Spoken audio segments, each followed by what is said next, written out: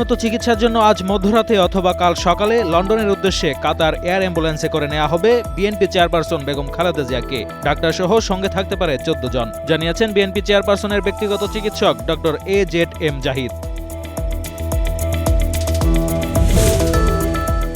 আগামী নির্বাচনে পুলিশ কর্মকর্তাদের নিরপেক্ষ ও পেশাদারিত্বের সঙ্গে দায়িত্ব পালনের নির্দেশ দিয়েছেন প্রধান উপদেষ্টা ডক্টর মোহাম্মদ ইউনূস। পুলিশের ঊর্ধ্বতন কর্মকর্তাদের সঙ্গে বৈঠকে তিনি বলেন, নির্বাচনের মাধ্যমে নতুন বাংলাদেশের জন্ম হবে। এই নির্বাচন ইতিহাসে দৃষ্টান্ত স্থাপন করবে।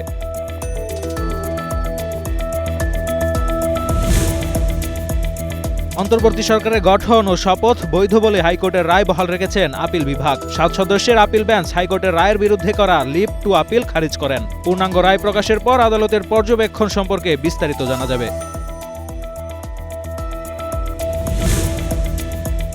ইন্টারনেট বন্ধ করে গণহত্যার অভিযোগে সজীব ওয়াজেদ জয় ও জুনাইদ আহমেদ পলকের বিরুদ্ধে অভিযোগ দাখিল করেছে প্রসিকিউশন। বৃহস্পতিবার শুনানি শেষে অভিযোগ আমলে নিয়ে জয়ের বিরুদ্ধে গ্রেফতারি পরোয়ানা জারি করেছে আন্তর্জাতিক অপরাধ ট্রাইব্যুনাল।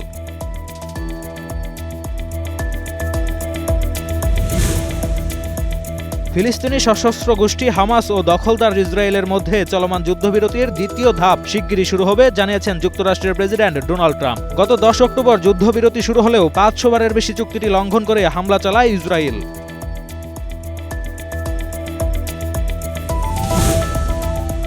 ইংলিশ প্রিমিয়ার লিগে ব্র্যান্ডফোর্ডকে ২-০ গোলে হারিয়ে লিগ টেবিলে ৫ পয়েন্টে এগিয়ে গেল আর্সেনাল। অন্য ম্যাচে নর্দি মোকেলের আত্মঘাতী গোলের সুবাদে সান্ডারল্যান্ডের সাথে ১-১ গোলে ড্র করল লিভারপুল। এদিকে লিডসের কাছে হেরে শিরোপা দৌড়ে আরও পিছিয়ে পড়েছে চেলসি।